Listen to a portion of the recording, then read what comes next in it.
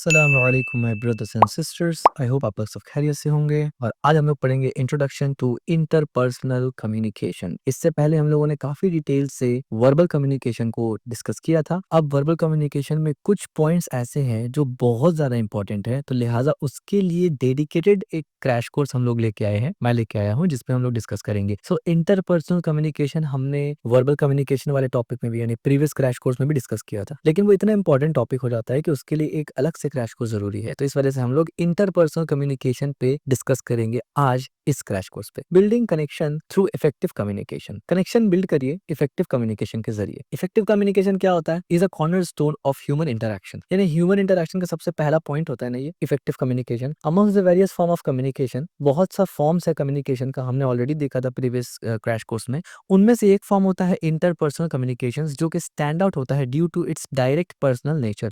बाकी जितने भी कम्युनिकेशंस है जिसके बारे में हमने डिस्कस किया था वर्बल कम्युनिकेशन में या रिटन कम्युनिकेशन में, कोई भी किस्म का कम्युनिकेशन में, इंटरपर्सनल कम्युनिकेशन स्टैंड आउट होता है क्योंकि वो एक ऐसा टाइप का कम्युनिकेशन है ना जो डायरेक्ट कम्युनिकेशन होता है, वन ऑन वन, पर्सनली। ठीक है, in this section we will define interpersonal communication, explore its importance and examine the barrier that can impede effective communication.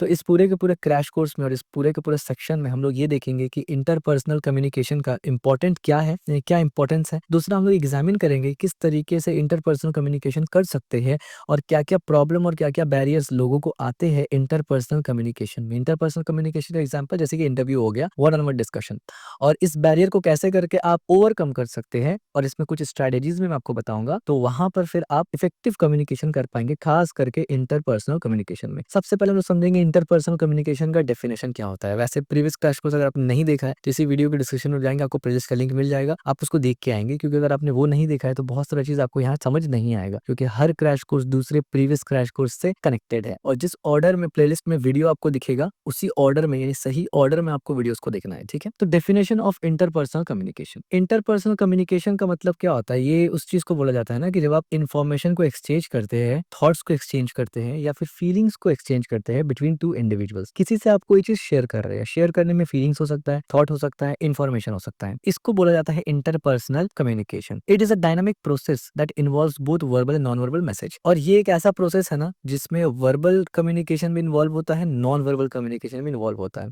आपको ऑलरेडी पता है कि वर्बल कम्युनिकेशन में क्या क्या चीजें आती है और नॉन वर्बल कम्युनिकेशन में क्या क्या चीजें आती है। प्रीवियस क्रैश कोर्स हमने डिटेल डिस्कस किया हुआ है इसके बारे में। अनलाइक मैस कम्युनिकेशन, जैसे कि मैस कम्युनिकेशन में नहीं होता, mess communication is different which target the larger audience and often involve one way flow of information. लेकिन मास ऑडियंस को जब आप टारगेट करते हैं, यानी बहुत से लोगों को एक साथ जब आप टारगेट करते हैं ना, वहां मकसद अलग हो जाता है। वहां पर आप वन वे सिर्फ बोल रहे होते हैं, सामने की तरफ से इंटरेक्शन नहीं आता। ऐसा थोड़ी होता है कि आप 100 लोगों के सामने पब्लिक स्पीच दे रहे हो और फिर आपके हर सेंटेंस के बाद दो बंदा आके सवाल पूछे, ऐसा तो नहीं होता ना, वो क्वेश्चन आंसर सेशन हो जाएगा। लेकिन नॉर्मल जब आप बात करते हैं वो वन वे फ्लो होता है। लेकिन interpersonal communication is a typically categorized by more immediate two way exchange. लेकिन इंटरपर्सनल कम्युनिकेशन जो होता है ना वो टू वे कम्युनिकेशन पे ज्यादा फोकस होता है, क्योंकि आप एक से ही बात कर रहे हैं ना, जाहिर सी बात है आपने कुछ शेयर किया उसके साथ, कोई थॉट, कोई फीलिंग, कोई इन्फॉर्मेशन, तो वो उस पर कुछ ना कुछ रिस्पॉन्ड करेगा। At its core interpersonal communication encompasses various interaction that can occur in diverse context ranging from casual conversation amongst friend to formal discussion in office. अब जो इंटरपर्सनल कम्युनिकेशन है, हर वो वन ऑन वन कम्युनिकेशन को interpersonal communication आप कहते हैं। अलग अलग कॉन्टेक्स्ट में, अलग अलग सिनेरियोज में, चाहे वो कैजुअल कन्वर्सेशन हो जैसे आप अपने दोस्त से बात करते हैं, या फिर वो एक फॉर्मल डिस्कशन हो जो आप इंटरव्यू में करते हैं, ये काम की जगह वर्क प्लेस में आप करते हैं।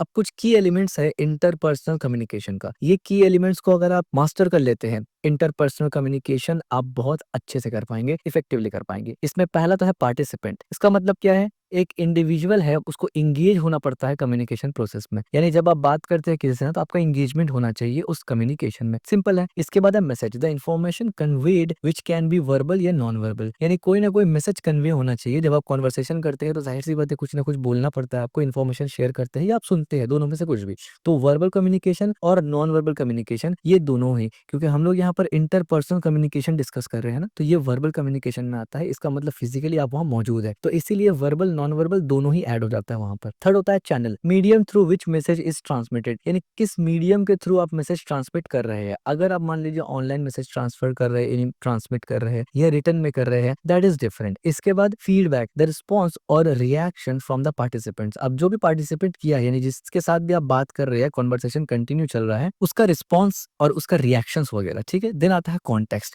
द एनवायरनमेंट और situation in which communication takes place, कैसे इन्वायरमेंट या कैसे कॉन्टेक्स्ट में कम्युनिकेशन किया जा रहा है। अब ये सब चीज को हम लोग डिटेल में समझेंगे, एकदम डिटेल के साथ यानी एग्जांपल्स के साथ, लेकिन ये 6 चीज की कंपोनेंट या की एलिमेंट है इंटरपर्सनल कम्युनिकेशन के लिए।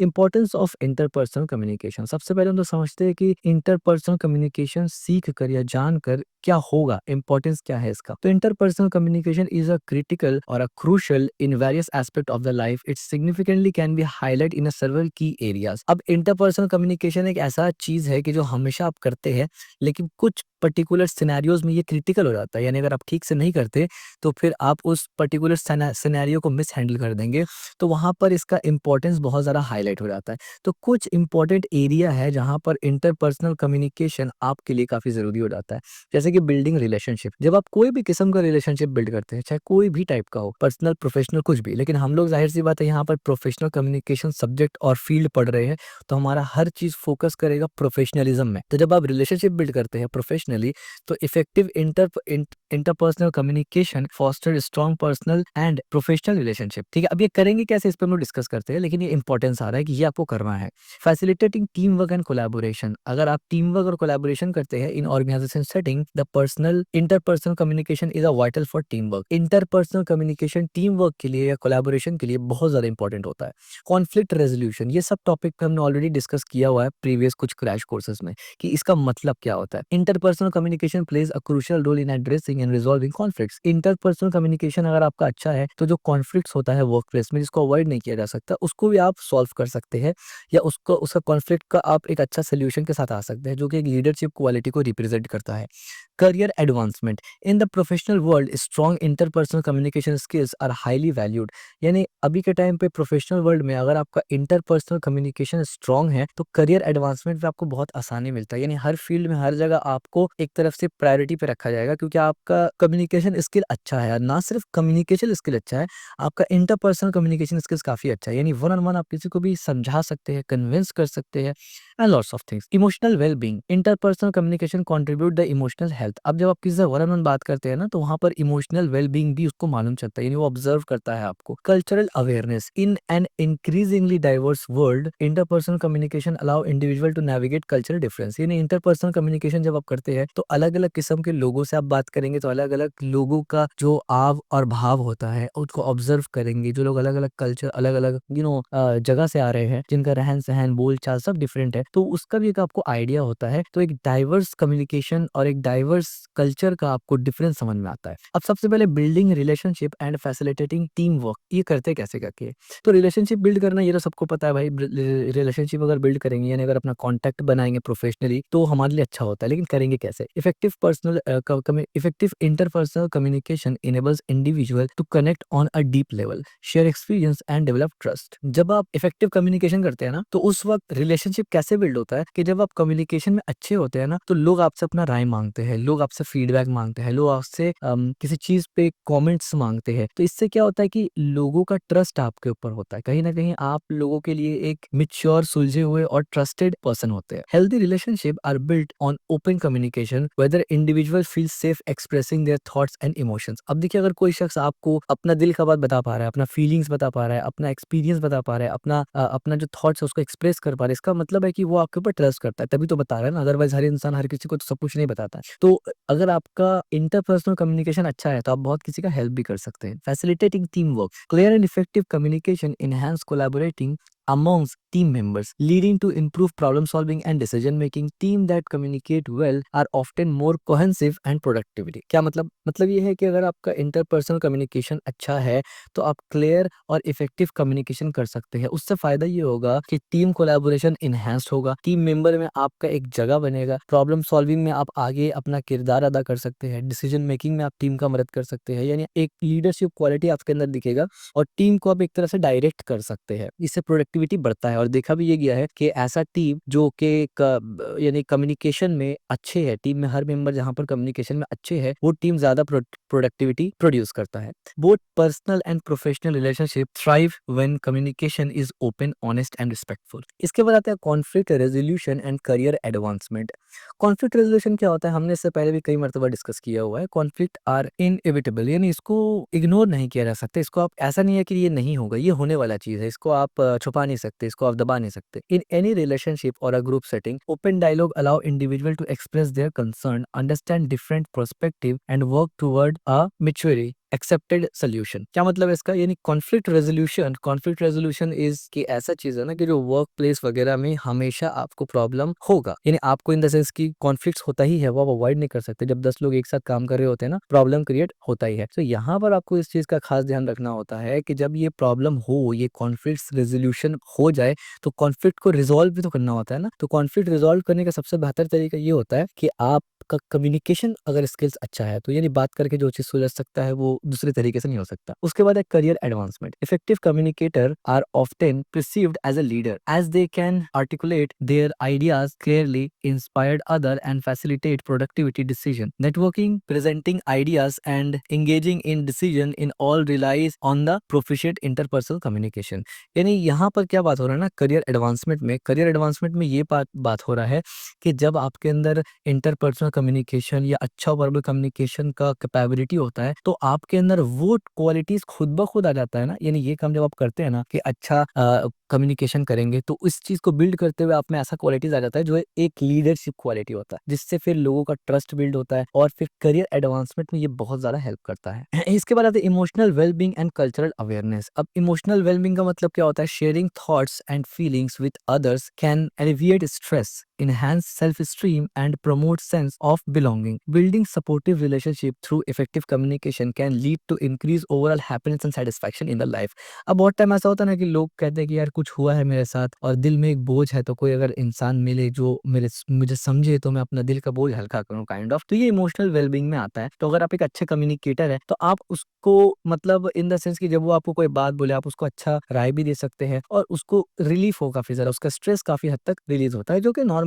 लोगों को पता है ये चीज। यानी ये कोई ऐसा टॉपिक नहीं है कि किसी को पता ही ना हो, ये नॉर्मल ह्यूमैनिटी के अंदर ही आ जाता है कि लोगों को पता है कि भाई अगर ये इस तरीके से परेशान है या ऐसे है, तो इसको देखना चाहिए, ठीक है। बट बहुत से लोग इग्नोर भी करते हैं। द पॉइंट इज कि जब आप प्रोफेशनल कम्युनिकेशन करते हैं ना, तो आपको तरीका पता होता है कि भाई किस तरीके से इसको टैकल करना है या डील करना है, ठीक है। चाहे आप करें या ना करें, that is different. Cultural awareness, ये भी आपको पता है। इन एन इंक्रीजिंगली डाइवर्स वर्ल्ड, आपको पता है डाइवर्स वर्ल्ड तो बहुत बड़ा है, अलग अलग किस्म के लोग हैं, कल्चर अलग अलग है। Interpersonal communication allow individual to navigate cultural difference. Interpersonal communication की मदद से आप अलग अलग कल्चर को नेविगेट कर सकते हैं, अलग अलग तरह के लोगों को जान सकते हैं, समझ सकते हैं। Understanding and appreciating various community style enhance interpersonal interaction, fostering respect and reduce misunderstanding. यानी जब आप अलग अलग टाइप के लोगों से मिलते हैं, तो आप समझते हैं कि भाई अलग अलग टाइप के लोग भी है। इससे क्या होता है, आपका इंटरपर्सनल इंटरैक्शन इनहेंस भी होता है और दूसरों के लिए रिस्पेक्ट भी आपको आता है। ऐसा नहीं है कि भाई बस जो हम कर रहे हैं वही सही है, बाकी सब तो कुछ नहीं जानते। The importance of interpersonal communication extend beyond मेरी एक्सचेंज ऑफ इन्फॉर्मेशन। यानी सिर्फ ऐसा नहीं है कि इंटरपर्सनल कम्युनिकेशन एक इन्फॉर्मेशन एक्सचेंज तक महदूद है, नहीं, ये यहाँ लिमिटेड नहीं है। इट शेप आवर इंटरैक्शन, हम किस तरीके से इंटरैक्ट करते हैं ये भी मालूम चलता है। जो लोग अलग अलग किस्म के लोगों से मिलते हैं ना, उनका मिलने और बात करने का तरीका बहुत अलग होता है। अगर आपने कभी किसी ऐसे लोग से मिले होंगे जो बहुत ज्यादा ट्रैवलिंग वगैरह करते हैं ना, उनका तरीका अलग होता है लोगों को हैंडल करने का, क्योंकि वो बहुत से टाइप के लोगों से मिल चुके होते हैं। रिलेशनशिप में बहुत इंपॉर्टेंट होता है और इन्वायरमेंट में भी बहुत अच्छा इसका इफेक्ट पड़ता है। अब कुछ बैरियर्स है जो इफेक्टिव कम्युनिकेशन को नहीं करने देते या रुक जाते हैं आप इफेक्टिव कम्युनिकेशन से। अब इसमें से काफी सारे बैरियर ऑलरेडी हम लोग पढ़ चुके हैं, तो यहाँ पर हम लोग बहुत डिटेल्स उसको डिस्कस नहीं करेंगे, क्योंकि इससे पहले हम लोगों ने काफी तफसील से इनमें से कुछ बैरियर्स को डिस्कस किया हुआ है। और अगर आप प्रीवियस वीडियोस को फॉलो करते हुए आ रहे हैं ना, तो आपको ऑलरेडी पता होगा कि इसमें से फिजिकल बैरियर हो गया, साइकोलॉजिकल बैरियर हो गया, लैंग्वेज बैरियर हो गया, इमोशनल बैरियर हो गया, टेक्नोलॉजिकल बैरियर हो गया, कल्चरल बैरियर हो गया, ये सब हमने देखा हुआ है ऑलरेडी। तो हम लोग इसको जस्ट एक एज अ रिविजन देखेंगे और अगर कोई इन्फॉर्मेशन न्यू आएगा फिर मैं उसको एक्सप्लेन करूंगा। While interpersonal communication is essential, interpersonal communication essential आपको पता ही है। Various barrier can handle effective interaction, understanding this barrier is a crucial for improving professional communication. सबसे पहले हम लोग पढ़ेंगे physical barrier, physical and psychological barrier एक साथ पढ़ते हैं ये दोनों को, ठीक है। टोटल कितना है, 2 to 4 to 6 and 1 7। तो सबसे पहले फिजिकल और साइकोलॉजिकल बैरियर क्या आता है वो देखिए। फिजिकल बैरियर क्या आता है, physical distance can create a challenging in communication, factors such as noise, interruption confusion, lack of privacy can impede the clarity of the message being conveyed। यानी आप बोल सकते हैं कि फिजिकल बैरियर में काफी सारा चीज आ जाता है जो आम तौर पे आप समझ सकते हैं, नॉइज हो गया, इंटरप्शन हो गया, अब मतलब लैक ऑफ अटेंशन हो गया। अगर आप किसी से कम्युनिकेशन कर रहे हैं और भाई वो उतना कुछ और काम कर रहा है, तो ये सब बेसिकली फिजिकल बैरियर्स में आ जाते हैं। साइकोलॉजिकल बैरियर क्या होता है? Personal factor such as stress, anxiety और emotional distress can impact how individual communicate. अब एक बंदा थका आ रहा है या उसका कोई पर्सनली प्रॉब्लम है, कोई बीमारी है, कुछ भी उसके घर में हुआ, तो जाहिर सी बात है वो साइकोलॉजिकल बैरियर है, वो प्रॉपर तरीके से कम्युनिकेट नहीं कर पाएगा। आप उससे प्रॉपर तरीके से कम्युनिकेट नहीं कर सकते जब तक वो प्रॉब्लम उसके दिमाग से ना उतर जाए। बायसेस और preconceived notion can cloud judgement lead to misinterpretation. और कुछ टाइम क्या होता है कि आप लोगों से बात करने जाए, लोग पहले आपके बारे में एक पिक्चर दिमाग में बना के रखे कि भाई इससे तो कुछ नहीं सुनना, ये तो बेकार आदमी है, एंड सच दैट। तो ये भी साइकोलॉजिकल बैरियर होता है। भाई जरूरी नहीं है कि हर बार वो जो बंदा बोल रहा है वो गलत ही बोलेगा, सुन तो लो कभी। लेकिन जब आप बायस्ड होते हैं, पहले से प्री जज करके रखते हैं, कन्विंस्ड होता है आपका दिमाग कि भाई इससे तो मुझे नहीं जानना, या इससे मुझे नहीं सुनना, या ये इंसान बुरा है, तो वो भी साइकोलॉजिकल बैरियर होता है जो आपके लिए बुरा है, उसके लिए तो नहीं, बट आपके लिए बुरा है कि आप इससे प्रॉपर तरीके से एक जो इंटरपर्सनल कम्युनिकेशन है, यानी आप लोगों को मौका नहीं दे रहे ना समझने का, तो इसमें आपका नुकसान है। लैंग्वेज एंड परसेप्चुअल बैरियर क्या होता है? लैंग्वेज बैरियर आपको ऑलरेडी पता है, difference in language can significantly hinder communication. jargons, technical terms और cultural items may not be understood by everyone, leading to confusion or misunderstanding। आसान शब्दों में भाई लैंग्वेज बैरियर तो है ही है। अगर आप किसी से फारसी में बात कर रहे हैं, उसको फारसी नहीं पता, प्रॉब्लम होगा। वो आपसे अरबिक में बात कर रहा है, आपको अरबिक नहीं पता, प्रॉब्लम होगा। तो सेम लैंग्वेज का होना जरूरी है। सेम एज अगर सेम लैंग्वेज भी है तो उसमें आप कोई जार्गन्स, कोई बहुत टेक्निकल टर्म इस्तेमाल करते हैं, या कल्चरल आइटम्स, यानी कुछ कल्चर में पर्टिकुलर तरीका, पर्टिकुलर वर्ड का कुछ पर्टिकुलर मतलब लिया जाता हो, वो सब अगर आप बात करते हैं ना, तो सिर्फ वही कल्चर के लोग समझ सकेंगे, सब कोई नहीं समझेगा। तो जब आप किसी से कॉन्वर्सेशन करते हैं, आपको जर्नल सेंस में कॉन्वर्सेशन करना होता है कि हर बंदा समझ सके। अनटिल अनलेस कि आपको ऑलरेडी मालूम है जिससे आप कॉन्वर्सेशन कर रहे हैं वो एक पर्टिकुलर कल्चर से आता है और उस कल्चर के बारे में आपको अच्छे से नॉलेज है, ठीक है, तो इससे मिसअंडरस्टैंडिंग और कंफ्यूजन को अवॉइड कर सकते हैं। परसेप्चुअल बैरियर क्या होता है? Perception plays a crucial role in how message are received and interpret. यानी परसेप्शन जो होता है ना, ये बहुत क्रूशियल रोल प्ले करता है कैसे करके रिसीवर मैसेज को रिसीव करेगा और इंटरप्रेट करेगा। Different background, experience and cultural context can influence how individual perceive communication, ठीक है, ये काफी मैटर करता है। Emotional, technological and cultural barrier, अब ये क्या होता है? Emotional barrier feelings such as anger, resentment और फेयर और prevent individual from expressing themselves openly when emotions run high, message can be distort और misinterpreted। यानी वही बात है, कभी भी कोई इमोशनल जज्बात अगर किसी के ऊपर गालिब है, देखो गुस्सा हो गया, कोई कुछ भी हो गया, तो फिर उससे भी क्या होता है कि वो भी एक बैरियर बनता है इफेक्टिव कम्युनिकेशन का। अगर ऐसा हो तो आपको उस वक्त बात नहीं करना, या आप अगर खुद उस स्टेट में हैं अभी, तो आप कम्युनिकेशन ना ही करने जाए तो बेहतर है फिलहाल, ठीक है, क्योंकि ये बैरियर बनता है। इस सिनेरियो में अगर आप कम्युनिकेशन करेंगे तो वो अच्छा नहीं होगा, खराब ही होगा, ठीक है। टेक्नोलॉजिकल बैरियर क्या होता है? In today's digital age, reliance on technology can create challenge. Misinterpretation can arise from absence of non-verbal clue in text-based communication। यानी अब क्योंकि टेक्नोलॉजी बहुत ज़्यादा एडवांस हो रहा है और आज के टाइम पे सब कुछ ऑनलाइन हो रहा है ना, तो most of the time online में सबसे इजी क्या होता है? मैसेजिंग्स वगैरह। तो मैसेजिंग वगैरह में ये तो फ्लेक्सिबिलिटी मिल जाता है आपको कि भाई कोई भी मैसेज में आप इजीली बात कर लेते हैं, बट इसमें एक प्रॉब्लम भी आता है क्योंकि जब आप मैसेज में बात करते हैं ना, तो उसमें नॉन वर्बल क्लूज नहीं होता, जिससे कभी हो सकता है वो उस मैसेज का गलत मतलब ले ले, ठीक है। कल्चरल बैरियर्स क्या होता है? Cultural difference can influence communication style, norms and expectation। what is considered polite or appropriate in one culture may perceive different in another culture। इसके ऊपर हमने कई बार डिस्कस किया है कि जो अदब होता है, जो एटिकेट्स होता है, जो पोलाइटनेस होता है, हर कल्चर में वो डिफरेंट होता है। और इसका एग्जांपल मैं हमेशा देता हूँ, कुछ कल्चर में किसी की तरह देख के बात करना अच्छा माना जाता है, पोलाइट माना जाता है, और कुछ कल्चर में सर झुका के बात करना अच्छा माना जाता है। तो कुछ कल्चर में सर झुका के बात करने को गलत माना जाता है, यानी आप उसको इग्नोर कर रहे हैं, जबकि कुछ कल्चर में उसको अदब माना जाता है। लेकिन अगर आप देख रहे हैं उसके तरफ, किसी के तरफ, खासकर अगर कोई एल्डर हो या एटिकेट्स के एतबार से, तो वो कल्चरल टू कल्चरल होता है, ठीक है। कुछ कल्चर में आप देखेंगे कि पैर को छूना अदब माना जाता है, यानी एटिकेट्स आता है, कुछ कल्चर में ये गलत माना जाता है, तो अलग अलग है। कुछ कल्चर में आप देखेंगे हैंडशेक करना बड़ा अच्छा माना जाता है, कुछ कल्चर में गले मिलने को अच्छा माना जाता है। So it's totally depend on culture to culture, ठीक है। Overcome this barrier prerequisites required awareness, empathy, and proactive strategies। Individual can improve their interpersonal communication by developing skills such as active listening, emotional intelligence, and cultural competence। ठीक है, तो इससे basically क्या होता है ना, इससे ये सब चीज, ये सब टेक्नोलॉजीज या फिर ये सब जो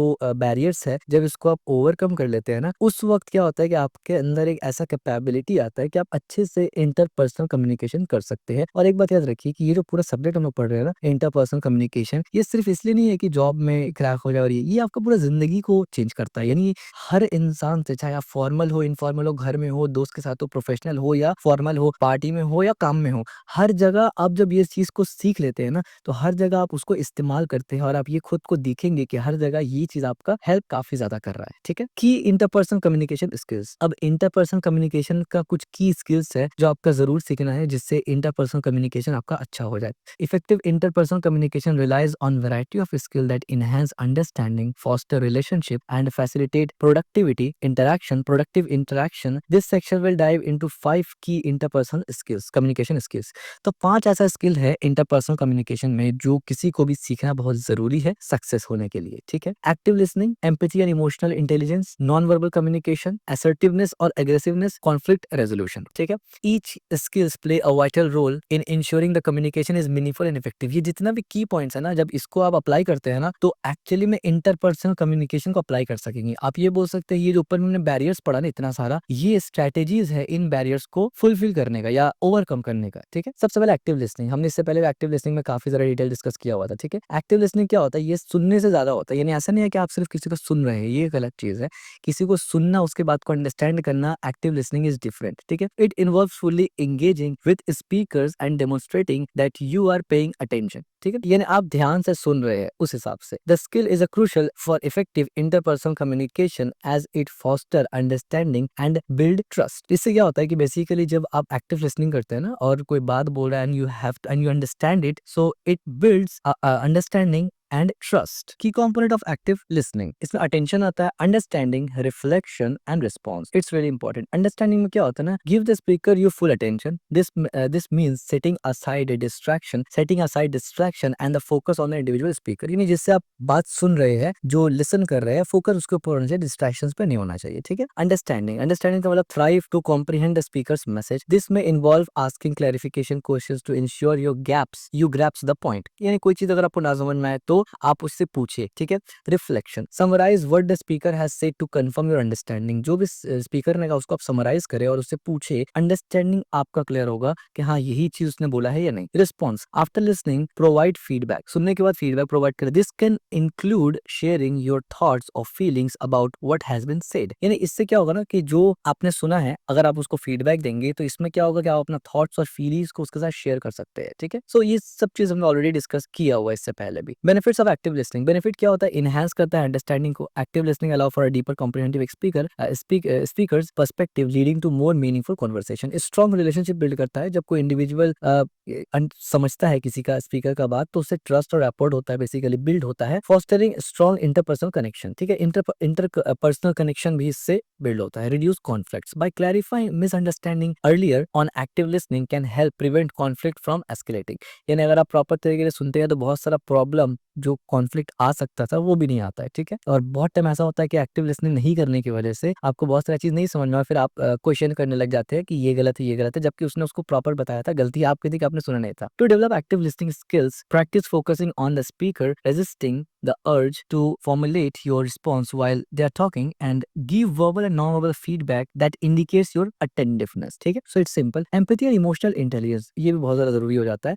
Empathy is the ability to understand and share the feelings for another person। यानी एक पर्सन के साथ आप एक फीलिंग शेयर कर पा रहे हैं ना, या उसको समझ पा रहे हैं, इसी को एम्पैथी बोलते हैं। अच्छा, इमोशनल इंटेलिजेंस, इसको EI से भी रिफर किया जाता है बाज़-औक़ात, लेकिन emotional intelligence refers to the ability to recognize, understand and manage your own emotions as well as emotions to other. Both empathy and emotional intelligence are a vital component of effective interpersonal communication. Empathy का मतलब ये होता है कि आप अपना feeling share कर पा रहे, दूसरे का फीलिंग को समझ पा रहे। इमोशनल इंटेलिजेंस में ये होता है कि आप अपने फीलिंग्स को मैनेज कर पा रहे और दूसरा का फीलिंग्स को भी आप समझ पा रहे, और उसके तरफ से जो प्रभाव आपके ऊपर पड़ रहा है ना, उसको भी मैनेज कर पा रहे। यानी मैनेजिंग करना इमोशंस को इज इमोशनल इंटेलिजेंस, और फीलिंग को शेयर करना या अंडरस्टैंड करना is empathy. The key aspect of empathy and emotional intelligence, अब कुछ की एस्पेक्ट है जो कि बड़ा सिंपल है। Self awareness, being aware of your emotions and how they affect you through the behaviour and fundamental. यानी आपको पता होना चाहिए आपका ट्रिगर पॉइंट क्या है, आपको पता होना चाहिए आपका इमोशनल पॉइंट क्या है। तो सेल्फ अवेयरनेस बहुत ज्यादा जरूरी है। Then self regulation, the ability to control your emotions and impulses is a crucial. Self regulation helps you respond to other thoughtfully rather than reacting impulsive. यानी पहली बात तो ये है कि अपना पहले अवेयरनेस जाने कि आपका इमोशनल पॉइंट क्या है, दूसरा उसको कंट्रोल करें। Ability to control your emotional and impulse is crucial. Impulses को कंट्रोल करें, इम्पल्सिव रिएक्ट ना करें, अपने इमोशनल पॉइंट के ऊपर कंट्रोल रखें, सेल्फ कंट्रोल जिसको मैं बोलते हैं ना, विल पावर। ठीक है, इस तरीके से social awareness, this involves recognising and understanding the emotions of other. यही सोशल अवेयरनेस का मतलब ये है कि सोशल, आपको पता है जब हम लोग साथ में एक पर्टिकुलर जगह पे बात करते हैं, रहते हैं, सोशली एक दूसरे से बात करते हैं, तो सोशल अवेयरनेस में ये होता है कि जब आप दूसरे का इमोशन को अंडरस्टैंड करते हैं, being socially aware help you respond appropriately and sensitively in conversation. तो इससे बेनिफिट ये होता है कि आप जो रिस्पॉन्ड करते हैं या कॉन्वर्सेशन करते हैं, उसमें आप अप्रोप्रिएट तरीके से कॉन्वर्सेशन कर सकते हैं, क्योंकि आप उसका इमोशन समझ रहे होते हैं, जाहिर सी बात है। Relationship management, building and maintaining healthy relationship requires effective communication, conflict resolution and ability to inspire and influence other. अगर रिलेशनशिप मैनेजमेंट आपका अच्छा है, यानी अगर आप बिल्ड और मेंटेन कर पा रहे हैं हेल्दी रिलेशनशिप, जिसके लिए इफेक्टिव कम्युनिकेशन जरूरी है, तो फिर आप कॉन्फ्लिक्ट रेजोल्यूशन और एबिलिटी आपके अंदर ये आता है ना कि आप इंस्पायर करते हैं दूसरों को, यानी लाइक अ मोटिवेशनल स्पीकर्स, और इन्फ्लुएंस करते हैं दूसरों को, यानी वही बात है कि लीडरशिप क्वालिटी और एक मैनेजमेंट क्वालिटी आपके अंदर आता है। तो बेनिफिट्स क्या है एम्पैथी और इमोशनल इंटेलिजेंस का, जो कि बहुत ज्यादा है देखा जाए तो। इंप्रूव्ड रिलेशनशिप को इंप्रूव करता है बहुत ज्यादा, ट्रस्ट बिल्ड करता है, कनेक्शन बिल्ड करता है और स्ट्रॉन्ग इंटरपर्सनल कनेक्शन भी बनाता है। इस तरीके से इनहैंस कम्युनिकेशन, इमोशंस को दूसरे का अगर आप समझते हैं और अपने इमोशंस को भी कंट्रोल करते हैं और सिचुएशन को हैंडल करना जानते हैं ना, तो ये कम्युनिकेशन को काफी इनहैंस करता है। Conflict resolution, empathy allow for a better understanding of different perspective, यानी कॉन्फ्लिक्ट रेजोल्यूशन में ये इंपॉर्टेंट होता है कि एम्पैथी से आप ये जान पाते हैं ना कि दूसरा का पर्सपेक्टिव क्या है, दूसरा क्या फील कर रहा है। इससे क्या होता है, कॉन्फ्लिक्ट रेजोल्यूशन में काफी हेल्प होता है, क्योंकि most of the time conflict resolution में क्या होता है ना कि लोग अपना पर्सपेक्टिव से समझाना चाहते हैं, लेकिन ये आपको उस दूसरे का पर्सपेक्टिव से समझना चाहिए, देन आपको एक सोल्यूशन पे आना चाहिए। तो develop empathy and emotional intelligence, practice being present in conversation. जाहिर सी बात, इसके लिए प्रैक्टिस चाहिए होता है। Reflecting your feelings and seeking understand other emotions without judgement, ये काफी ज्यादा इंपॉर्टेंट पॉइंट है। नॉन वर्बल कम्युनिकेशन, ऑलरेडी इससे पहले हम लोगों ने नॉन वर्बल कम्युनिकेशन पे डिटेल डिस्कस किया हुआ है। Non verbal communication encompasses all the way we convey message without words. जितना भी तरीका होता है मैसेज कन्वे करने का, विदाउट बोले या लिखे, विदाउट वर्बल या विदाउट रिटन, वो सब कुछ नॉन वर्बल कम्युनिकेशन के अंदर आता है, which includes facial expression, gesture, posture, I contact, tone of voice, body language, ये सब कुछ। Non verbal clues can significantly enhance और कॉन्ट्रडिक्ट वर्बल मैसेज, या तो वर्बल मैसेज को वो सपोर्ट करेगा या तो वर्बल मैसेज के वो अगेंस्ट रहेगा, यानी इससे पता चलता है, making them a critical aspect of interpersonal communication. और इसलिए नॉन वर्बल कम्युनिकेशन बहुत ज्यादा क्रिटिकल एस्पेक्ट बन जाता है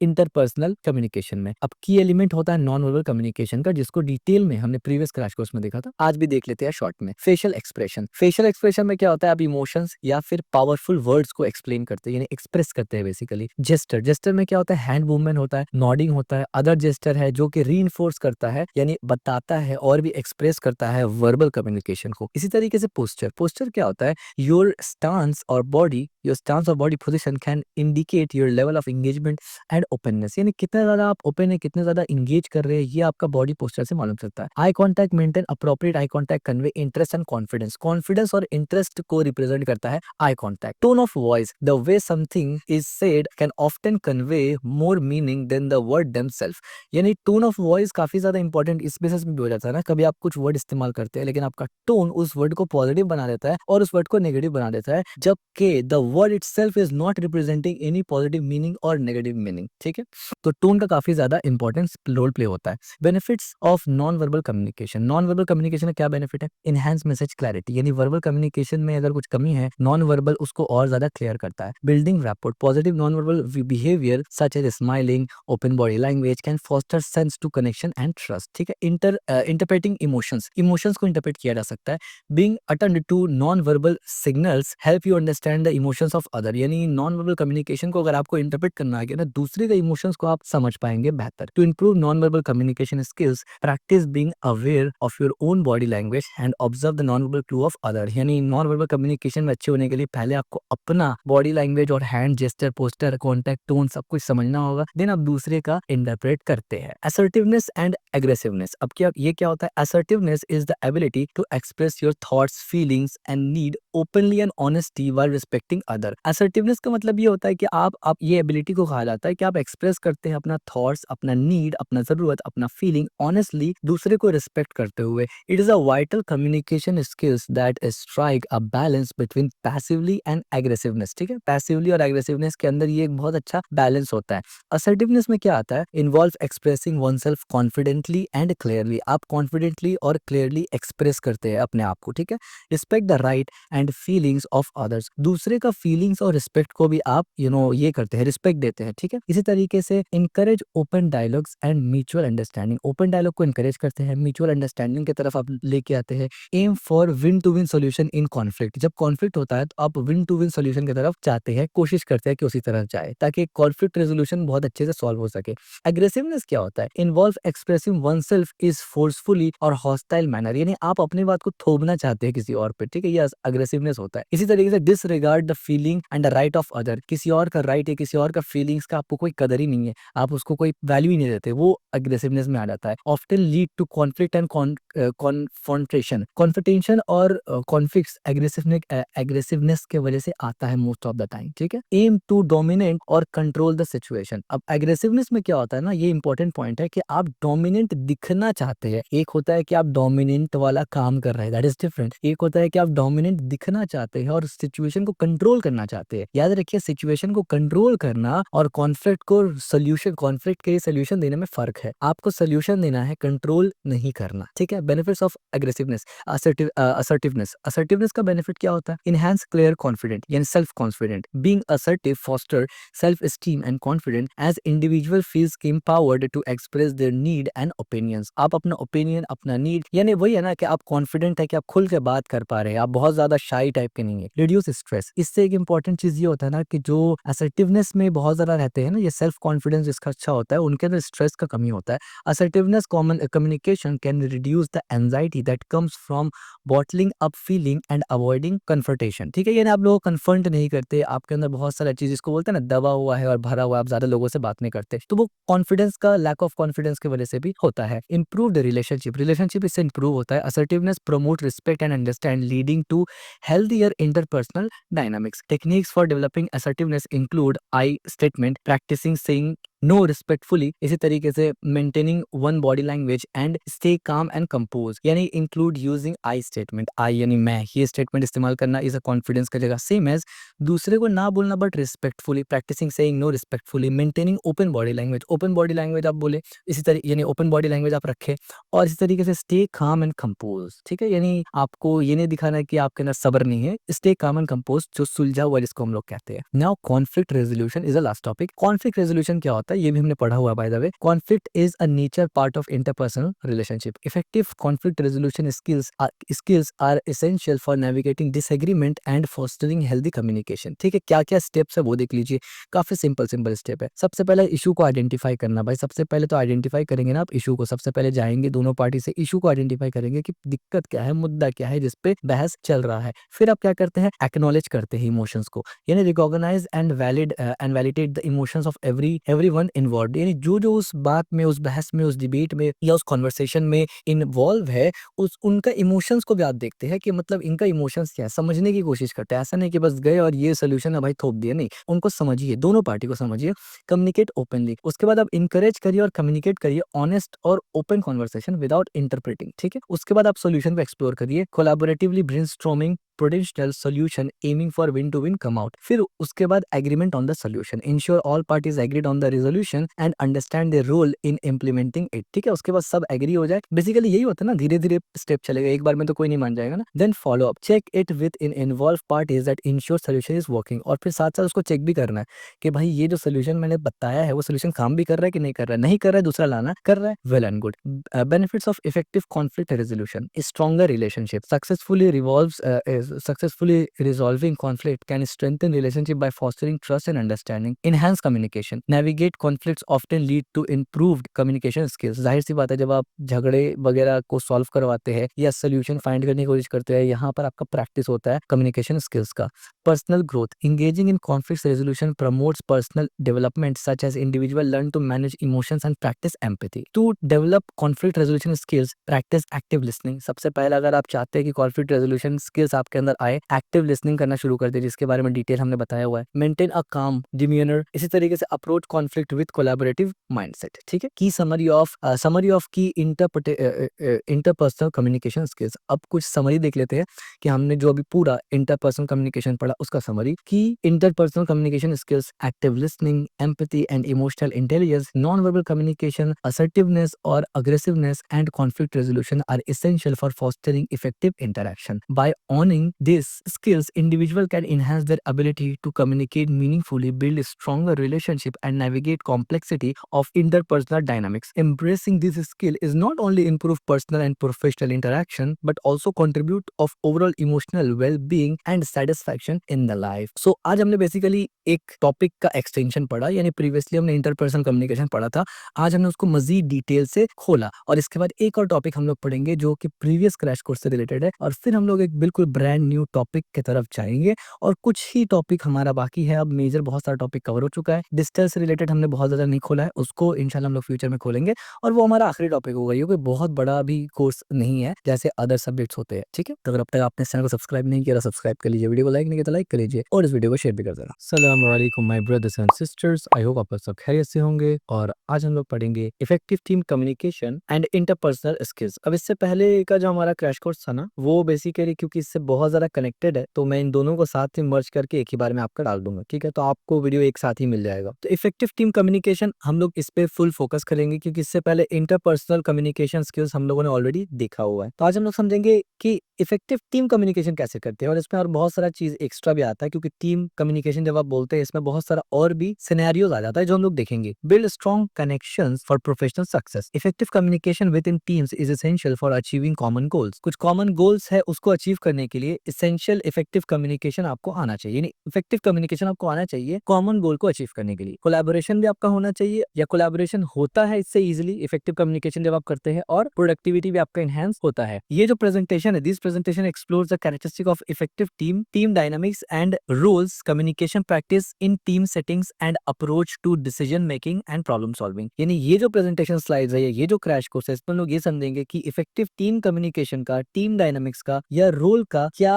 कैरेक्टरिस्टिक होता है प्रोफेशनल सेटिंग में जब आप टीम में हो या ग्रुप डिस्कशन कर रहे हो, और किस तरीके से आप डिसीजन मेकिंग और प्रॉब्लम सॉल्विंग स्किल्स की तरफ ध्यान दे सकते हैं जो कि एक लीडरशिप क्वालिटी को रिप्रेजेंट करता है। नाउ कैरेक्टरिस्टिक्स क्या है वो समझते हैं। सबसे पहले काफी सारी चीज इसमें आपको ऑलरेडी पता होगा अगर आप प्रीवियस क्रैश कोर्सेज को देख कर आ रहे हैं। Effective team process several key characteristic that enables the work cohesively and efficiently. तो ये कुछ की कैरेक्टरिस्टिक है, जब आप इसको अप्लाई करते हैं तो फिर आप इफेक्टिव टीम कम्युनिकेशन कर सकते हैं। इसमें क्या क्या है? सबसे पहला है clear goals and objective, open communication, defined role and responsibility, diversity of skills and perspectives, strong leadership quality, cohesion and trust, conflict resolution and mechanism and commitment to continue improvement. ये 8 key characteristics है। By embodying these characteristics, teams can work more efficiently toward this shared object and navigate challenges with reliance। अब आइए एक एक करके इसको समझते हैं कि ये कैरेक्टरिस्टिक 8 होता क्या है असल में। सबसे पहले हम समझेंगे क्लियर गोल से मुराद क्या है और ओपन कम्युनिकेशन का मतलब क्या है। तो क्लियर गोल एंड ऑब्जेक्टिव, इसका मतलब क्या है? इफेक्टिव टीम वर्क उसको कहते हैं ना जो कि इंफॉर्मेशन जब वो शेयर करे ना तो उसका गोल आपको समझ में आए कि भाई कहना क्या चाहते हो, होगा क्या, करना क्या है, गोल क्या है। हर मेंबर को ये पता होना चाहिए कि टीम का एम क्या है, अचीव क्या करना है, और उसी हिसाब से वो अपना एफर्ट को भी लगाएंगे और जो काम वो कर रहे हैं उसका एक सेंस भी बनता है और बनना भी चाहिए। तो क्लियर गोल और ऑब्जेक्टिव होना चाहिए कि आपका गोल क्लियर होना चाहिए और आपका ऑब्जेक्टिव आपको पता होना चाहिए। ओपन कम्युनिकेशन में क्या है? Transparency in communication is a vital. Communication में किसी किस्म का एम्बिग्यूटी नहीं होना चाहिए, ट्रांसपेरेंसी होना चाहिए। टीम मेंबर्स को फील होना चाहिए comfortable, express their thoughts, concern and ideas. Open dialogues foster trust and encourage collaboration। ये आपको ऑलरेडी मालूम है। Define roles and diversity। Now, what it mean by defining role and responsibility? Each team member has a clear understanding of their role and responsibility within the team। Simple सी बात है। This clarity helps avoid confusion and overlap, allowing member to focus on their task। यानी एक structured way में आपको काम करना है, हर बंदा को अपना responsibility मालूम होना चाहिए, इससे confusion और overlapping कम होता है। Diversity of skills and perspective, इसका क्या मतलब है? Successful teams are composed of member with diverse skill and background।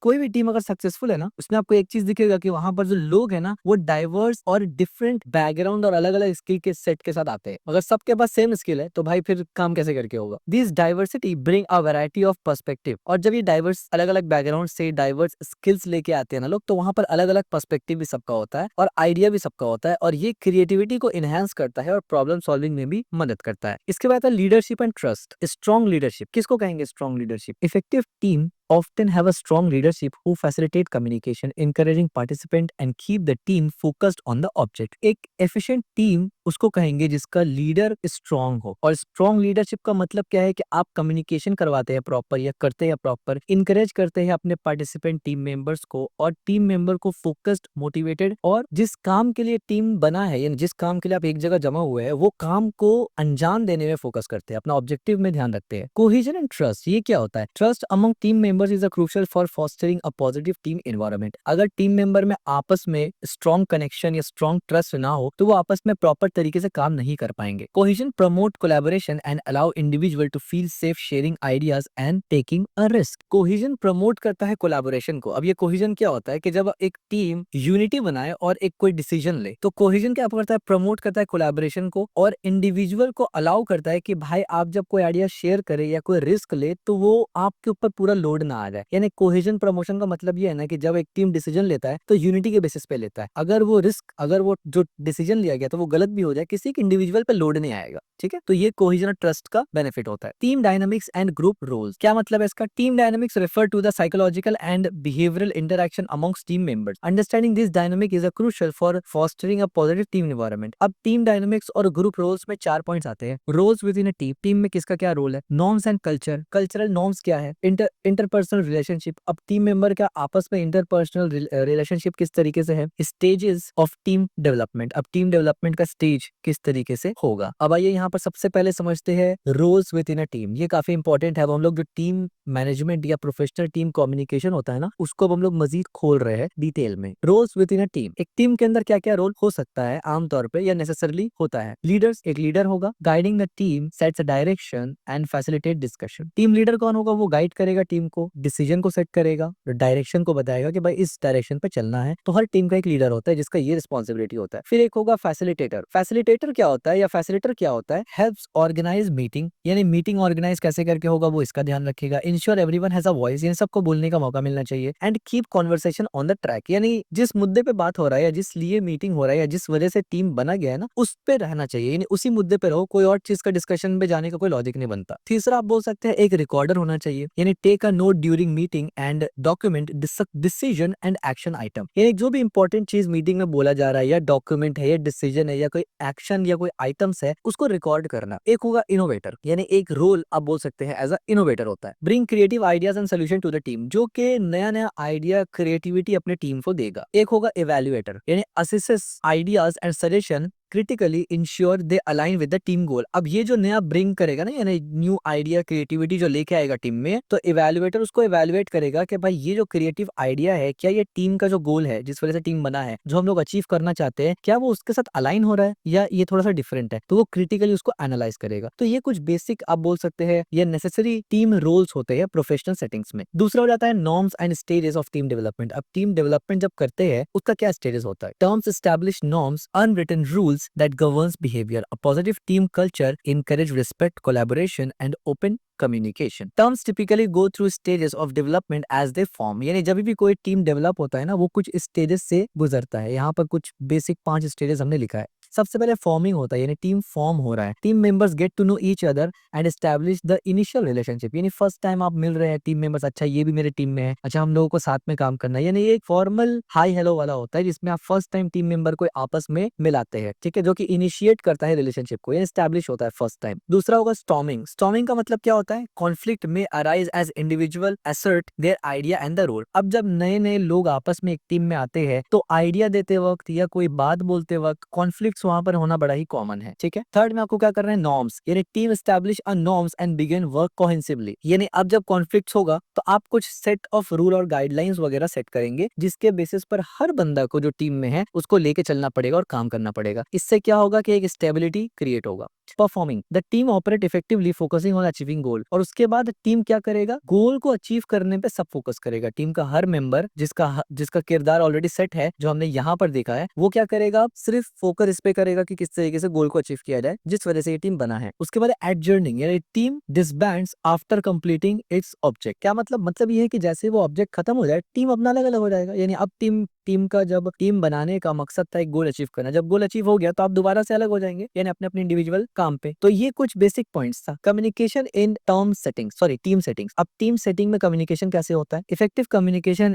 Is a backbone of successful team work. ये तो सबको मालूम है, इसका कोई इनकार नहीं है। It encompasses various practice and methods that enhance information sharing and collaboration. अब ये जो सक्सेसफुल टीम वर्क होगा इफेक्टिव कम्युनिकेशन में, तो इसमें बहुत सारा वेरियस प्रैक्टिस और मेथड्स और टेक्निक्स आते हैं जो कि इनहैंस करता है इसी चीज को, इंफॉर्मेशन शेयरिंग और कोलैबोरेशन। क्या है वो चीज, वो समझिए। Establishing communication channel. पहला तो भाई कम्युनिकेशन चैनल को एस्टैब्लिश करो कि कम्युनिकेशन होगा कैसे करके। इनकरेजिंग पार्टिसिपेंट, दूसरा पार्टिसिपेंट को इनकरेज करो। Use a clear and concise language. जो भी कॉन्वर्सेशन में आप बात करेंगे वो क्लियर और इजी लैंग्वेज में होना चाहिए। एक्टिव लिसनिंग, जब एक बंदा बोले तो बाकी उसको सुने। प्रोवाइडिंग कंस्ट्रक्टिव फीडबैक, जब आप सुने, एक्टिव लिसनिंग करें, उसके बाद प्रॉपर तरीके से फीडबैक दे। डॉक्यूमेंटिंग डिसीजंस, अब जो डिसीजंस लिया जा रहा है टीम में, ग्रुप में, आप उन डिसीजन का शॉर्ट नोट बना ले, डॉक्यूमेंट कर ले। अडेप्टिंग कम्युनिकेशन स्टाइल, अब कम्युनिकेशन स्टाइल अगर किसी के लिए नया है तो वो उसको अडॉप्ट करे। Effective communication practice creates a positive team environment where members feels valued and engage, ultimately contributing to team success. ठीक है, अच्छा, अब कम्युनिकेशन और channels and participation. Communication channel और पार्टिसिपेशन को पढ़ लेते हैं यहाँ पर। एस्टैब्लिशिंग कम्युनिकेशन चैनल, इससे मुराद क्या है? Team should establish clear channel for communication such as regular meeting, email updates and collaboration platform, example Slack and Microsoft team. यानी कम्युनिकेशन का जो चैनल है उसको एस्टैब्लिश करना कि हम लोग हमेशा कम्युनिकेट करेंगे किसमें, प्लस कितना फ्रिक्वेंटली कम्युनिकेट करेंगे वो भी, और कम्युनिकेट कब होगा उसका अपडेट्स एंड ऑल दैट। ठीक है। इनकरेजिंग पार्टिसिपेंट्स, अब पार्टिसिपेंट्स को इनकरेज करना। All team members should feel encourage to contribute their idea and opinions. Facilitating inclusive discussion helps leveraging diverse perspective. यानी हर बंदा को मौका देना चाहिए, उसको ये फील करवाना है कि हाँ आपका बात भी हमारे लिए इंपॉर्टेंट है। ऐसा नहीं है कि एक ही बंदा बोल रहा है बाकी सुने जा रहा है। ठीक है, इससे क्या होगा कि हर बंदा मोटिवेटेड फील करेगा और हर बंदा के दिल में ये आएगा कि हाँ मेरा बात को भी यहाँ वैल्यू दिया जा रहा है, तो मैं मेहनत करूं और कुछ वैल्यूएबल चीज को दूं। इसके बाद लैंग्वेज लिसनिंग एंड फीडबैक। इसके ऊपर भी हमने कई बार डिस्कस किया हुआ है कि लैंग्वेज लिसनिंग और फीडबैक इंपॉर्टेंट होता है। यहाँ पर टीम पर्सपेक्टिव से भी जरा देख लेते हैं। Using a clear concise language, यानी team members should strive for clarity in their communication, avoid jargons and using straight forward language, ensure the message are understood all over. यानी आसान भाषा इस्तेमाल करे, कोई टेक्निकल टर्म इस्तेमाल ना करे जिससे हर बंदे को समझ में आए, क्योंकि हर बंदा अलग अलग बैकग्राउंड से आया हुआ है और गोल ये है कि हम लोग टीम में एक साथ काम करें। एक्टिव लिसनिंग में क्या होता है? Team members must participate active listening to demonstrate that they value each other contribution. ऐसा ना हो कि एक बंदा बोल रहा है तो आप ध्यान से सुन रहे, दूसरा बंदा बोल रहा है तो कोई वैल्यू नहीं दे रहा, ये नहीं होना चाहिए। ठीक है। Providing constructive feedback, feedback is essential for growth and improvement. Team members should offer constructive feedback and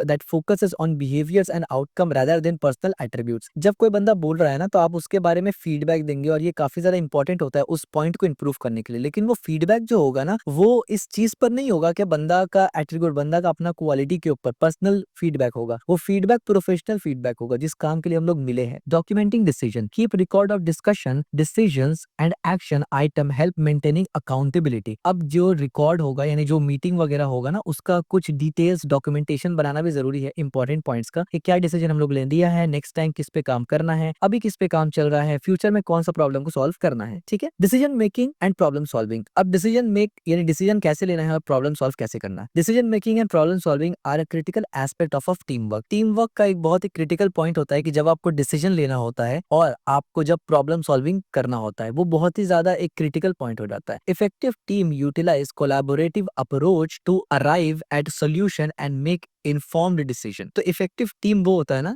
जो कोलैबोरेशन को यूटिलाइज करता है और यानी कोलैबोरेटिव अप्रोच को इस्तेमाल करता है कि सब मिलके यूनिटी के साथ हम लोग एक डिसीजन लेते हैं और उसका एक सोल्यूशन ढूंढते हैं। तो कोलैबोरेटिव डिसीजन मेकिंग कैसे होगा? सबसे पहले आइडेंटिफाई द प्रॉब्लम, भाई प्रॉब्लम को आइडेंटिफाई करो सबसे पहले। दूसरा ब्रेनस्टॉर्मिंग द सोल्यूशन, अलग अलग बंदा अपने हिसाब से सोल्यूशन को प्रोवाइड करेगा। उसके बाद मान लीजिए 10 बंदा है, 10 ने अलग अलग सोल्यूशन दिया, फिर आप उसको इवेल्युएट करेंगे कौन सा ऑप्शन, कौन सा चीज बेटर है हमारे सिनेरियो में, फिर आप डिसीजन लेंगे और उस डिसीजन पे लगभग यूनिटी होगा। फिर आप जब यूनिटी हो जाए उस डिसीजन पे तो इम्प्लीमेंट करेंगे सॉल्यूशन को। एंड अब इससे क्या होगा कि अगर वो काम नहीं किया तो यूनिटी सबका था, एक के ऊपर लोड नहीं पड़ेगा। और जब इम्प्लीमेंट कर देंगे तो साथ साथ उसको रिव्यू भी करना है कि जो इम्प्लीमेंट हमने किया है जिस तरीके से डिसीजन लेकर, क्या वो काम किया या नहीं किया। नहीं किया तो नेक्स्ट टाइम इसमें चेंजेस करना पड़ेगा, किया तो बढ़िया है। Collaboration and group communication. अब collaboration and group communication are essential for achieving a shared goal and foster in inclusive and productive environment. 4 point इसमें ध्यान रखने वाला है आपको कि कोलैबोरेटिव कम्युनिकेशन टेक्निक क्या होता है, स्ट्रेटेजी क्या होता है पार्टिसिपेंट को इंकरेज करने के लिए, मेथड क्या होगा ग्रुप का कॉन्फ्लिक्ट को मैनेज करने के लिए, और कौन कौन सा अप्रोचेस इस्तेमाल होगा कंसिस्टेंस बिल्डिंग के लिए, यानी यूनिटी बनाने के लिए किसी भी पॉइंट पे कौन कौन सा अप्रोच लिया जाएगा। अब कोलैबोरेटिव कम्युनिकेशन टेक्निक्स के बारे में अगर बात किया जाए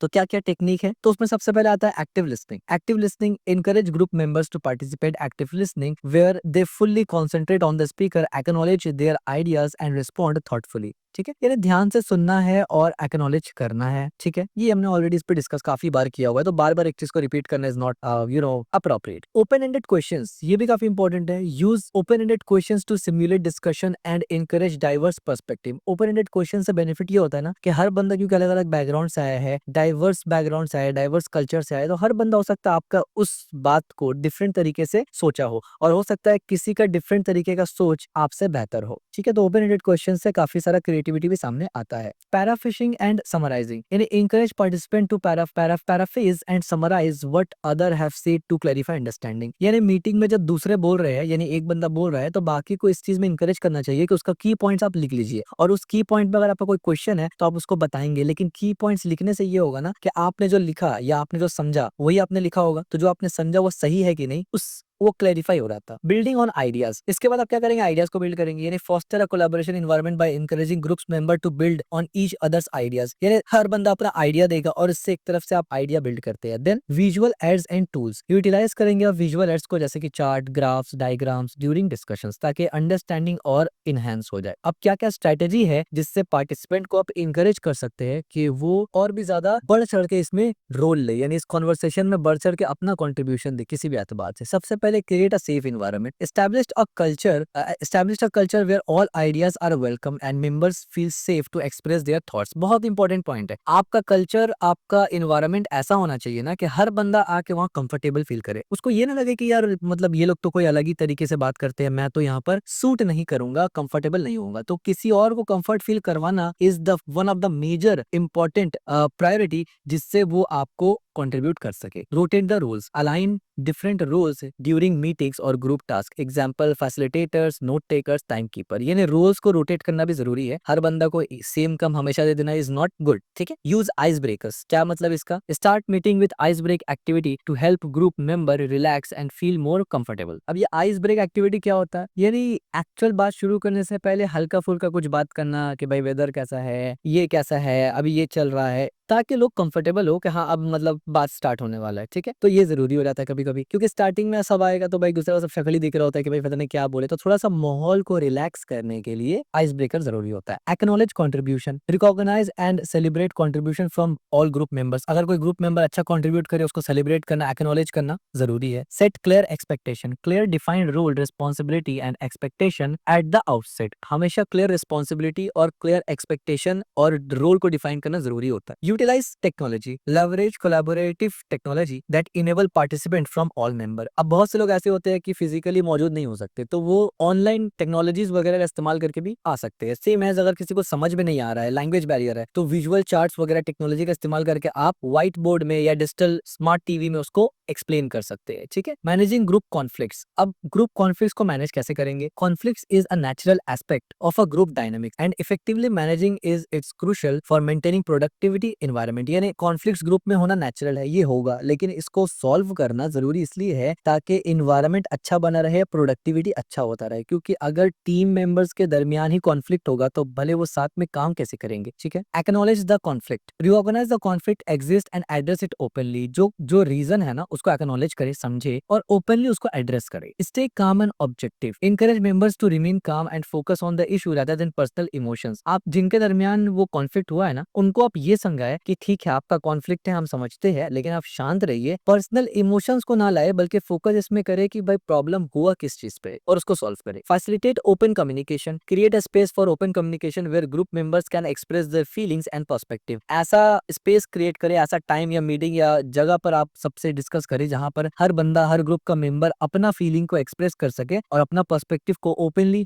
बता सके। Identify common goals, focus on a shared objective of the group to reinforce discussion decision या डिस्कशन। इसमें क्या होता है ना कि एक ग्रुप में 2 बंदा है, अब जो कॉन्फ्लिक्ट हुआ है आप ये देखेंगे कि हम लोगों का शेयर गोल क्या है, यानी शेयर्ड गोल क्या है, उस पे आप फोकस करेंगे। यानी जिस वजह से ग्रुप बना है उसके बेसिस पर आप कॉन्फ्लिक्ट को आइडेंटिफाई करके सॉल्व करेंगे। यानी कॉमन गोल्स जो दोनों पार्टी के दरमियान हुआ है ना कॉन्फ्लिक्ट, उनमें कॉमन गोल्स को ढूंढेंगे। Explore solution together, encourage group member to collaboratively explore potential solution. और आप ऐसा नहीं कि खुद आके बोलेंगे भाई ये सोल्यूशन है चलो ले लो, आप बाकी को भी बोलेंगे कि भाई ये है तो ये सोल्यूशन आप बताओ क्या हो सकता है, वो बताएगा क्या हो सकता है। तो इस तरीके से क्या होगा कि वो एक यूनिटी के बेसिस पर सोल्यूशन होगा। एस्टैब्लिश अ ग्राउंड रूल, अब कुछ ग्राउंड रूल को एस्टैब्लिश करना जरूरी होता है जो सबके ऊपर लागू होगा। Develop ground rule for handling conflicts such as no interruption और using I statement. Involve a neutral third party, अगर तब भी कॉन्फ्लिक्ट नहीं सॉल्व हो रहा है तो if conflict become too challenging to resolve internally consider involving a neutral third party. तब थर्ड पार्टी जो न्यूट्रल होगा, किसी के साइड से नहीं होगा, उसको बुलाना और वो कॉन्फ्लिक्ट को रिजॉल्व करेगा। कंसिस्टेंस ऑफ बिल्डिंग, अब ये हो गया इसके बाद सेकंड यानी इसके बाद वाला एस्पेक्ट, न्यू टॉपिक। कंसिस्टेंस मतलब क्या होता है कि हर बंदा एग्री कर जाए। Consistence building is a collaborative approach to decision making while all member work together to reach manually accepted agreement. ठीक है, सबसे पहला क्या होता है, डिफाइन अ प्रॉब्लम। सबसे पहले आपको प्रॉब्लम मालूम करना पड़ता है, आप डिफाइन करते हैं कि ये दिक्कत है। दूसरा आप क्या करते हैं, गैदर इन्फॉर्मेशन, उस प्रॉब्लम से रिलेटेड इन्फॉर्मेशन को गैदर करते हैं। फिर आप एक्सप्लोर करते हैं कौन कौन सा ऑप्शन हमारे पास है इसको सॉल्व करने के लिए, उसको एक्सप्लोर करते हैं। फिर आप इवेल्युएट करते हैं कि इन ऑप्शंस में से कौन कौन सा ऑप्शंस हमारे लिए बेस्ट है, वो देखते हैं, यानी हमारे गोल के लिए। फिर आप क्या करते हैं, फैसिलिटेट डिस्कशन, फिर आप उन बचे हुए टॉपिक्स पे डिस्कशन करते हैं। फिर आप क्या करते हैं, सीक एग्रीमेंट, फिर आप सबसे पूछते हैं इस बात का, राय लेते हैं कि हाँ हम लोग सब डिस्कस में एग्री कर चुके हैं तो इस बारे में डिस्कस करते हैं। देन डॉक्यूमेंट द कंसिस्टेंस, अब क्योंकि यहाँ पर एग्रीमेंट आपने ले लिया, हर बंदा एग्री कर रहा है ना, फिर आप क्या करेंगे, इसका डॉक्यूमेंटेशन बना लेते हैं कि भाई ये प्रूफ है कि हम लोग सब इस पे एग्री थे। और फिर क्या होगा, फॉलो अप, यानी ये यहाँ तक काम हो गया, उसके बाद आप इसको फॉलो अप करेंगे। Interpersonal communication in professional settings, इसके बारे में हमने प्रीवियस सेक्शन में भी डिस्कस किया हुआ था। Interpersonal communication is a vital for professional setting, influencing relationship, team work and overall work space culture. 3 point इसमें काफी इंपॉर्टेंट है, work plus ethics and interpersonal skills, networking and relationship building और feedback and performance discussion. जहां तक बात करें अगर etiquettes का और इंटरपर्सनल स्किल्स का, तो प्रोफेशनलिज्म एक चीज होता है जिसमें आप डेमोस्ट्रेट करते हैं कि भाई प्रोफेशनलिज्म इंक्लूड होता है पंक्चुअल, यानी आप पंक्चुअलिटी दिखाते हैं, ड्रेसिंग अप्रोप्रिएटली, आप प्रॉपर ड्रेस करते हैं, एंड मेंटेन पॉजिटिव एटीट्यूड, आप पॉजिटिव एटीट्यूड को मेंटेन करते हैं, ये प्रोफेशनलिज्म में आता है ये सब चीज। Respectful communication, using a polite language and active listening shows respect to other. ठीक है, ये भी एटिकेट्स के अंदर आता है। Conflict resolution, addressing conflict professionally is a critical for maintaining a positive work environment. Empathy and emotional intelligence, ये हमने प्रीवियसली भी डिस्कस किया हुआ था कि अंडरस्टैंड करना, एक्नॉलेज करना किसी का फीलिंग, किसी और का फीलिंग, इससे रिलेशनशिप इनहेंस होता है। Cultural sensitivity, in diverse place work place being aware of and respecting culture diversity is vital, ये difference is vital. Collaboration and team work, collaboration और टीम वर्क भी एटिकेट्स और पर्सनल इंटरपर्सनल स्किल्स के अंदर आते हैं। पर्सनल स्किल्स या interpersonal skills are essential for effective collaboration, effective collaboration के लिए इंटरपर्सनल स्किल्स होना जरूरी है। इफेक्टिव कम्युनिकेशन के लिए clear concise communication is a crucial for avoiding misunderstanding. Networking and relationship building, अब नेटवर्किंग से मुराद क्या है, understanding networking, networking involves creating and nurturing professional relationship that can lead to opportunity for collaboration, mentorship and career advancement. यानी आप अपना network बनाते हैं, चैनल बनाते हैं, अलग अलग लोगों से बात करते हैं, जिससे आपका करियर अपॉर्चुनिटी बढ़ता है। जैसे इसका एग्जांपल लिंक्डइन हो गया या सोशल मीडिया हो गया, जहां पर आप नेटवर्किंग इंक्रीज करते हैं अपना, जिससे आपका करियर एडवांसमेंट और अपॉर्चुनिटी खुलता है। Attending networking event, participate in industry conference, seminars and workshop provide opportunity to meet new professionals. ठीक है, ये भी काफी इंपॉर्टेंट हो जाता है। Utilizing social media platforms like LinkedIn offer valuable networking opportunity for professional connections. ठीक है, और ये तो आज सबको पता है। Building a genius relationship, focus on developing genius relationship by showing interest in others and offering support. ठीक है, follow up and maintenance, after meeting someone new follow up with a message and regularly check in with your network. इसी तरीके से mentorship, seek mentorship, finding a mentor can provide guidance and insight into your career path. ठीक है, एक mentor होना भी आपके लिए काफी इंपॉर्टेंट हो जाता है, जो कि आपको सही रास्ता दिखाएगा, क्योंकि वो ऑलरेडी उससे गुजर चुका है या उसको एक्सपीरियंस ज्यादा है। Reciprocate support, be prepare to offer assistant and support to other in your network. और आप इसके लिए भी तैयार रहे कि आपके नेटवर्क में जब कोई बंदा आए जो आपसे कम जानता है, आप उसको प्रॉपर तरीके से असिस्टेंट दे। ठीक है। फीडबैक एंड परफॉर्मेंस डिस्कशन, इसमें क्या इंपॉर्टेंट पॉइंट होता है? इसमें होता है important of feedback. Feedback regularly, feedback is essential for employ development and improving performance. ये आपको ऑलरेडी पता है। सेफ इन्वायरमेंट को क्रिएट करना भी बहुत ज्यादा जरूरी है कि हर बंदा आए वहां पर सेफ फील करे और उसको अपॉर्चुनिटी मिले कि वो वहां से ग्रो कर सके। Use the sandwich technique. अब ये सैंडविच टेक्निक क्या होता है? स्टार्ट विद पॉजिटिव कमेंट्स आप स्टार्ट करें, followed by constructive criticism and conclude with another positive remark. इसी तरीके से be specific and actionable, focus on specific behaviour rather than generalization. इसी तरीके से encourage self reflection, ask individual to reflect on their performance during discussion. इसी तरीके से set goal together, collaboratively setting performance goal health ensure alignment and accountability. ठीक है, यानी एक साथ आप गोल्स को सेट करें ताकि अचीव करने में भी एक मोटिवेशन और एक अलाइनमेंट हो कि भाई उसने इतना काम कर लिया, मेरी जिम्मेदारी अब मुझे भी काम करना है। Follow up, schedule follow up meeting to assess progress and adjust goal as necessary. और मीटिंग करना जरूरी है फ्रिक्वेंटली, टीम में डिस्कशन होना भी जरूरी है ताकि कहां तक पहुंचे हैं, क्या गोल है, उसको एडजस्ट करना है नहीं करना, इस पे देखा जाए। Now challenges in interpersonal and team communication. अब कुछ चैलेंजेस है जो इंटरपर्सनल कम्युनिकेशन में भी आते हैं, टीम कम्युनिकेशन में भी आते हैं। उन चैलेंजेस को समझते हैं कि उन चैलेंजेस को किस तरीके से आप ओवरकम कर सकते हैं, उनका स्ट्रैटेजी क्या है जिससे आप इंटरपर्सनल कम्युनिकेशन को भी अच्छे से कर सके और टीम कम्युनिकेशन को भी अच्छे से कर सके। Interpersonal and team communication can be fraught with challenges, यानी भरा हुआ है, fill with challenges that hinder effective collaboration. Understanding and addressing these challenges is a crucial for fostering and productive work environment. 3 point यहाँ पर important है। Dealing with difficult personalities, cultures and gender difference in community, virtual team communication strategies and tools. सबसे पहले हम लोग समझेंगे dealing with difficult personality. आपको पता है अलग अलग लोग अलग अलग पर्सनालिटी के साथ आते हैं। Identify difficult personalities, recognizing the traits that contribute to challenge behaviour is the first step. पहला स्टेप ये होता है कि भाई अलग पर्सनालिटी को हैंडल किस तरीके से करेंगे। तो इसमें पहला काम ये करना आपको, मेंटेन करिए professionalism regardless of their colleagues behaviour, it is essential to remain professional. दूसरा क्या करना है? Set boundaries, establish clear boundary regarding acceptable behaviour, यानी स्टार्टिंग में ही आप एक सेफ बाउंड्री बना दीजिए पॉजिटिव वे में कि ये यहाँ तक आप मेरे से ऐसे बात कर सकते हैं, इससे ज्यादा नहीं। ठीक है, तो एक सेट करना बाउंड्री जरूरी है। Use active listening, practice active listening when dealing with different personality. जब अलग अलग पर्सनालिटी के लोग से आप बात करें तो उनके बातों को जरा गौर से ध्यान से सुने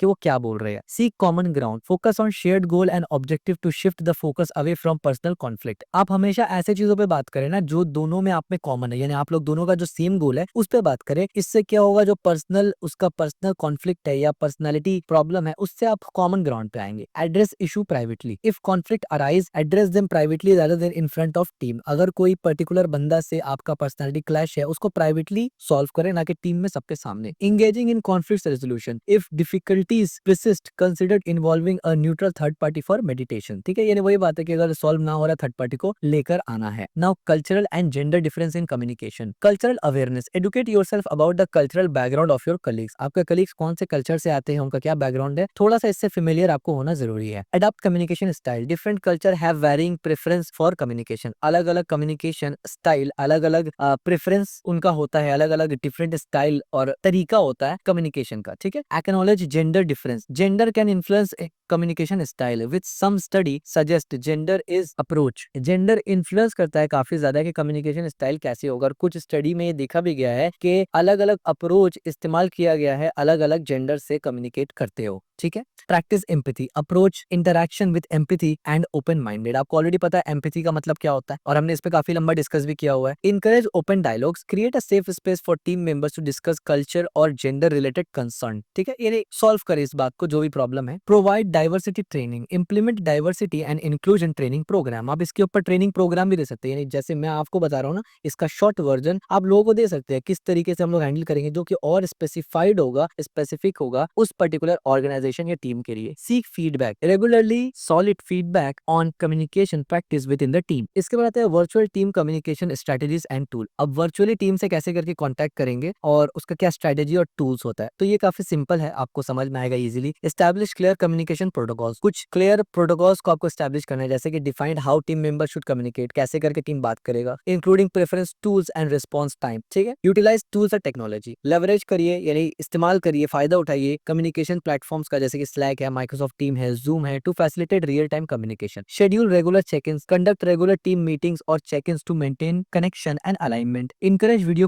communication. Use a video conferencing for meeting to enhance connection and convey non-verbal clues. क्योंकि आपको पता है non-verbal clues वीडियो के थ्रू हो सकता है, टेक्स्ट मैसेजेस के थ्रू या कॉल के थ्रू नहीं हो सकता। ठीक है, create virtual team building activities, foster camaraderie thought. Camaraderie का मतलब आप बोल सकते हैं mutual trust. Virtual team building exercise. ठीक है, डॉक्यूमेंट डिस्कशन बल्कि डिसीजन एंड एक्शन, यानी जो भी डिसीजन एक्शन है उसको डॉक्यूमेंट करना। Keep a record of a meeting, note, discussion, decision and taking action. ठीक है, be mindful of time zone, be considered when scheduling meeting for distributed team, यानी हर इंसान अलग अलग अगर कंट्री में रहता है ना, उनका टाइम जोन अलग होगा, तो टाइम ऐसा होना चाहिए जो सबके लिए कंफर्टेबल हो, इसका भी ध्यान रखना, जो कि आमतौर पे जो रिमोटली मीटिंग्स वगैरह करवाते हैं वो जानते हैं इसको। Foster inclusivity, make an effort to include all team members in a discussion, इस चीज पे एफर्ट होना चाहिए कि हर टीम मेंबर डिस्कशन में इन्वॉल्व हो। इंप्रूवमेंट इंटरपर्सनल टीम कम्युनिकेशन, अब इंप्रूव किस तरीके से करेंगे इंटरपर्सनल टीम कम्युनिकेशन को। Improving interpersonal and team communication is essential for fostering effective collaboration and achieving organizational goals. Self assessment and reflection, ये जरूरी है। Technique for enhancing team collaboration, ये जरूरी है। कंटिन्यूइंग इंप्रूविंग एंड लर्निंग, एक एक करके समझते हैं। सेल्फ असेसमेंट एंड रिफ्लेक्शन में क्या आता है, अंडरस्टैंडिंग पर्सनल कम्युनिकेशन स्टाइल, अपना खुद का कम्युनिकेशन स्टाइल आपको पता होना चाहिए। Encourage individual to assess their communication style using tools like personality assessment वगैरह। Gathering feedback, actively seek feedback from colleagues, supervisor and team members about communication effectiveness. इसी तरीके से रिफ्लेक्टिंग जर्नलिंग, क्या मतलब, मेंटेन अ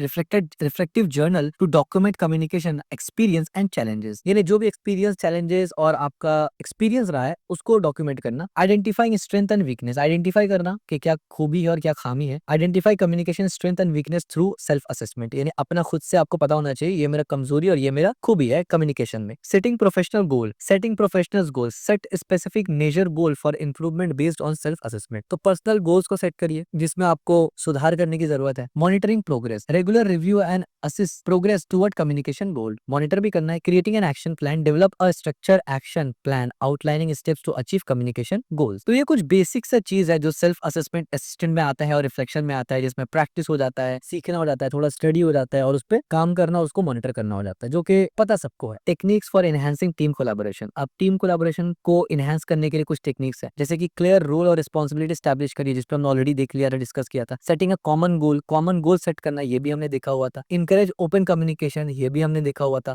यूटिलाइज कोलैबोरेटिव टूल, जैसे कि leverage करिए technology to facilitate collaboration such as project management software tools वगैरह। ठीक है, प्रमोटिंग डाइवर्सिटी ऑफ थॉट, ये भी हमने डिस्कस किया था कि अलग अलग लोग आएंगे उनको बोलने का मौका देना है। इसी तरीके से facilitating team building activities, team building activity जो होता है उसको फैसिलिटेट करना है। रेगुलर चेक इन मीटिंग, ये भी हमने ऑलरेडी बताया। और recognising and celebrating success, acknowledge करना टीम में कोई भी इंडिविजुअल का अगर कोई कंट्रीब्यूशन है और उसको मोटिवेट करना। ठीक है, कंटिन्यूइंग इंप्रूवमेंट एंड लर्निंग, इसके बाद क्या करना है, कंटिन्यू इंप्रूव करना है और लर्न करना है, और क्या। तो encourage growth mindset, investing in training and development, इस पे टाइम इन्वेस्ट करना है थोड़ा। इंगेजिंग इन पीर लर्निंग, यानी दूसरों से भी सीखने का, दूसरे लोगों से नॉलेज एक्सपीरियंस को शेयर करने का। ठीक है, emphasize feedback loop, create a culture that value regular feedback, इसी तरीके से conducting regular assessment, periodically access the team communication effectively through surveys or discussions, setting long term goals, establish long term communication goal for both individual and team, ये भी आप कर सकते हैं। fostering innovation and creativity, ठीक है, यहाँ पर भी क्या आता है, encourage team member to experiment new communication techniques and tools। let's sum up, तो अब sum up करेंगे क्या क्या हमने टोटल डिटेल पढ़ा इस यूनिट में। वो ये है कि in this unit we explore the vital aspect of interpersonal and team communication, हमने इंटरपर्सनल और टीम कम्युनिकेशन को बहुत डिटेल से पढ़ा, जो कि वर्बल और नॉन वर्बल कम्युनिकेशन को कवर करता है। रिकॉग्नाइजिंग सिग्निफिकेंस, इसका इंपॉर्टेंस हमने समझा। इन फॉस्टरिंग कोलैबोरेशन, कि कोलैबोरेशन में इसका इंपॉर्टेंस क्या होता है और अचीव करेंगे ऑर्गेनाइजेशन का गोल, इसका इंपॉर्टेंस क्या होता है, यानी समझा।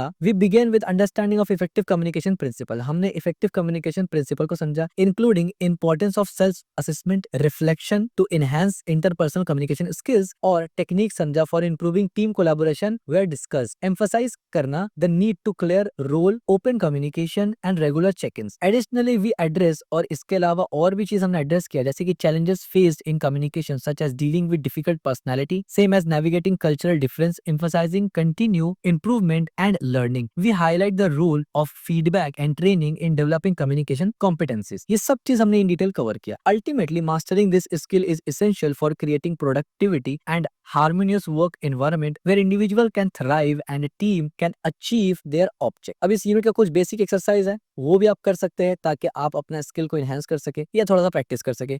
Define interpersonal communication and explain its importance in professional settings. इस तरीके से लिस्ट करिए, डिस्क्राइब करिए थी की एलिमेंट इंटरपर्सनल कम्युनिकेशन स्किल्स का जो कि इफेक्टिव होता है टीम वर्क में। इसी तरीके से कुछ कॉन्ट्रीब्यूशन करिए, यानी कुछ कॉमन बैरियर्स को बताइए जो इफेक्टिव कम्युनिकेशन में आता है, और कुछ एग्जांपल्स भी दीजिए। डिस्कस करिए स्ट्रेटेजी को जो डील करता है डिफिकल्ट पर्सनालिटी को हैंडल करने में टीम में। How do culture and gender difference impact communication styles, give specific example. इसी तरीके से what tools and strategies can be employed to enhance communication virtual team. इसी तरीके से explain the concept of self assessment in communication and why it is important. Describe two technique that can improve team collaboration. What role does continue learning play in enhancing interpersonal communication skills, or reflect your own communication style, identify one strength and the area for improvement, how do you plan to address the area for improvement। ये सब चीज basic question है जिसका जवाब आप दे सकते हैं। और एक और इम्पोर्टेंट बात भी ये है कि मैं चाहता तो इसको सिंपल सा वीडियो में बता सकता था, इतना ज्यादा नोट्स का जरूरत नहीं होता। ये नोट्स का पीछे रीजन ये है कि ये एग्जाम में भी आता है, यानी ये सब्जेक्ट भी बाकायदा होता है। अगर आप